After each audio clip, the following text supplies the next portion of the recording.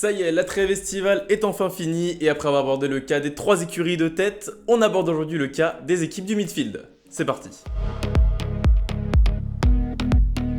Allez, on commence tout de suite avec les 4e au championnat du monde, à savoir Alpine. Oui bon, toujours pas de victoire, toujours pas de titre. Heureusement que le projet c'était champion 2020. En effet, il est clair qu'on est encore aujourd'hui très loin des ambitions affichées il y a maintenant déjà 6 ans. Et depuis le projet il a évolué, on est passé de Renault à Alpine et du champion en 2020 à champion en 100 Grands Prix.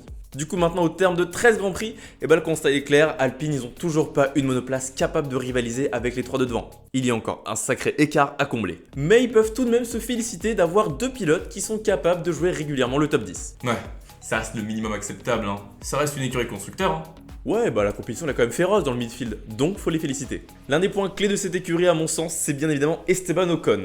Lui, il rentre quasiment systématiquement dans le top 10. 10 entrées dans les points, dont 3 top 6 et une entrée dans le top 5.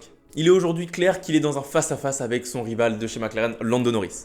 Et il peut encore aller le chercher au championnat. Ouais, Norris 18 points d'avance sur Ocon, c'est beaucoup non pour le midfield? Un petit peu, oui, mais bon, un abandon par-ci, une bonne upgrade par-là, c'est encore largement jouable. En interne, il bat son coéquipier Fernando Alonso, il permet aujourd'hui à l'écurie d'être 4e au constructeur, alors est-ce que ce sont les bonnes bases pour faire de lui le pilote numéro 1 de l'écurie? Au global, c'est un très bon début de saison quoi. Du côté de son coéquipier espagnol, la mise en route a été bien plus difficile. Une seule entrée dans les points dans les 5 premiers rendez-vous de la saison, ce qui faisait un 24-2 en faveur de son coéquipier. En même temps, vu comment sa voiture était pas fiable, tu m'étonnes que le gars il a pas marqué de points. Oui, à Miami, c'était pas trop la mécanique le problème, si tu vois ce que je veux dire.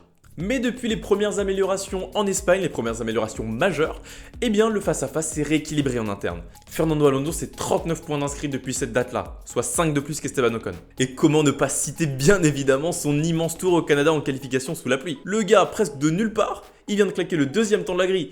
On parle d'une Alpine les gars, pas d'une Ferrari. Ah le talent écoute mon grand, c'est Fernando Alonso, hein, c'est pas n'importe qui. Là c'est clair, hein. C'est vraiment dommage qu'il ait pas pu conclure en course parce que vraiment, ça aurait fait de très gros points pour Alpine. Donc dans l'ensemble, chez Alpine, pas de véritable coup d'éclat, mais une régularité qui leur permet d'être 4e aujourd'hui au championnat. Et ça c'est important, pour leur permettre de jouer les premières places dans le midfield cette saison. Donc voilà, moi dans l'ensemble, je vois pas trop de problèmes, hein. Je pense qu'ils vont continuer sur cette lancée et il n'y a pas de raison que ça bouge quoi.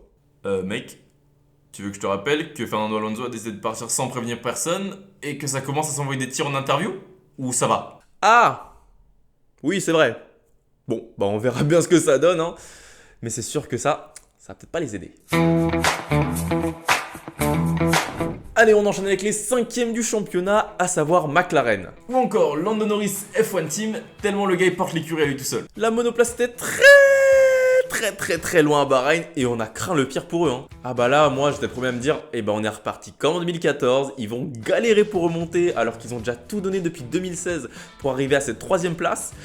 Ça sentait pas très bon. Mais voilà, au final la voiture elle est pas si mauvaise que ça, on s'attendait vraiment à pire. Donc au final, c'est pas si mal où est-ce qu'ils en sont aujourd'hui, même si dans une année où Mercedes est beaucoup moins bien, il y aurait eu quelque chose à faire. Ouais, surtout que pendant les essais hivernaux, tout le monde voyait McLaren comme un contender au titre. On va commencer par parler de Lando Norris. Tellement ce gars est sous-coté. Du moins de notre côté en France, j'ai l'impression qu'on parle pas beaucoup de lui, il est passé un peu sous les radars et pourtant il fait une très bonne première partie de saison. Pourtant il devrait être mainstream vu que c'est le 3e meilleur pilote de l'histoire de McLaren selon TikTok. Il est aujourd'hui le meilleur des autres avec 20 points d'avance sur Esteban Ocon, 30 sur Valtteri Bottas ou encore 35 sur Fernando Alonso. Autant dire que le gars il est très solide quoi. Il a aussi pris un podium en Émilie-Romagne en ce début de saison et c'est à noter car c'est le seul pilote hors des top 3 écuries qui a pris un podium. Au final, je dirais que c'est un peu comme Esteban Ocon, c'est-à-dire une certaine régularité qui lui permet de marquer des points quasiment tous les week-ends. Il maximise la performance de sa monoplace et il a eu ce coup d'éclat qui l'a fait monter sur le podium. Et puis si on commence à comparer avec son coéquipier, là, c'est parfait. C'est clair qu'on peut pas en dire autant de Ricciardo, hein. C'est clair, malgré que Ricciardo soit un excellent pilote à mon sens, sa saison chez McLaren, c'est sur la même lancée que l'an dernier. Pas bon du tout. Il n'y arrive pas dans cette McLaren, c'est un fait, et je pense pour lui, il faudrait peut-être qu'il retourne chez Alpine, il y a peut-être qu'il appelle, pas Cyril Abitboul du coup, parce qu'il est plus là, mais il peut appeler Laurent Rossi, il y a peut-être un baquet pour lui d'ailleurs. Parce que si on fait un rapide tour du côté des statistiques, le constat, il est sans appel. Seulement 5 entrées dans les points contre 9 pour Lando Norris, 19 points contre 67. Il y a un immense fossé qui a été créé. C'est sévère, mais mérité. Donc voilà, on a beaucoup tiré sur Daniel Ricciardo cette saison, tout le monde, on ne sait pas ce qui lui arrive, et je pense qu'il n'y a que lui qui le sait. Malheureusement, j'aurais pensé que les nouvelles monoplaces auraient peut-être pu lui convenir un peu plus, parce que quand elle arrive l'an dernier, il faut s'adapter à la monoplace, et peut-être qu'elle était entièrement destinée à Lando Norris, donc peut-être que pour lui c'était très compliqué d'adapter. Mais la nouvelle monoplace, donc possibilité d'avoir une voiture adaptée à son style de pilotage. Que nenni. Donc très décevant. Rien à dire de plus sur Daniel Ricciardo, j'espère vraiment qu'il va s'en remettre, qu'il va peut-être faire une deuxième meilleure partie de saison. J'y crois moyen, mais alors vraiment moyen, mais qui sait. Allez, on va terminer par l'écurie emmenée par Frédéric Vasseur, à savoir Alfa Romeo. Et on peut dire que le constat est très bon. Du moins si on compare aux années précédentes. Ils font largement mieux qu'avant. Ils ont quasiment autant de points aujourd'hui à la mi-saison que sur l'entièreté de la saison 2019. Forcément, quand t'as un Valtteri Bottas dans l'équipe, bah ça aide. Ouais, en même temps, quand tu ramènes un gars qui a roulé 5 ans chez Mercedes, j'espère bien qu'il va te permettre de passer un cap. Hein.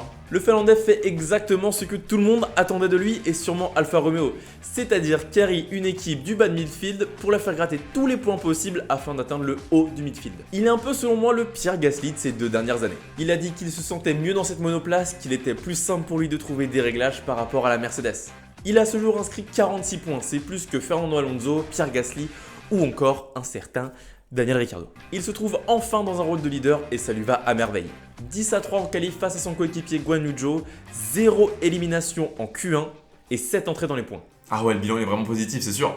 Il y a juste sur les départs et en course où le mec est toujours pas au tir agressif. Oui bon, le changement d'écurie ne change pas complètement l'homme non plus. Allez, on passe maintenant à son coéquipier Guan Yu Zhou, le seul rookie cette année. Et son adaptation, je trouve qu'elle n'est pas si mauvaise que ça. Pas trop mauvaise. Il a fait que 2 entrées dans les points. Hein. Alors certes, il n'a que 5 points, mais il faut pas se fier uniquement aux statistiques. Joe, il a connu pas mal de soucis mécaniques, on va pas se le cacher. On peut compter notamment Miami, Barcelone, Bakou, la France, et sans oublier son crash à Silverstone. C'est simple, personne n'a plus abandonné que lui. Du coup, forcément, quand tu compares ses résultats à ceux de Valtteri Bottas, c'est moins bon. Mais c'est que sa première saison, il va lui falloir un peu de temps et je pense qu'il est sur la bonne voie. Il semble être un pilote travailleur qui en veut et sa place en Formule 1, elle n'est pas non plus imméritée. Même si je le pensais cette année, en début de saison, qu'il méritait pas trop sa place, que c'était plus un pilote payant, qu'il n'a pas remporté le championnat en Formule 2 et qui m'a jamais réellement ébloui dans cette catégorie. Mine de rien, il me fait un petit peu taire, et même s'il n'a pas de coup d'éclat, d'entrée en Q3 ou quelque chose de la sorte, c'est pas mauvais. Et ça, le plus important pour un rookie. Il fait pas les erreurs comme a pu en commettre Lance Stroll à ses débuts, comme a pu en connaître un Nikita Mazepin. Donc on va lui laisser un peu de temps, voir ce que ça donne jusqu'à la fin de la saison, et à ce moment-là, on pourra se faire un avis plus constructif sur le pilote. Voilà, c'est la fin de cette vidéo, j'espère qu'elle vous aura plu. N'hésitez pas à mettre en commentaire votre analyse de ces 3 écuries. Nous, on se retrouve demain pour terminer le bilan de la mi-saison avec les 4 dernières écuries. C'était Georges F1, salut!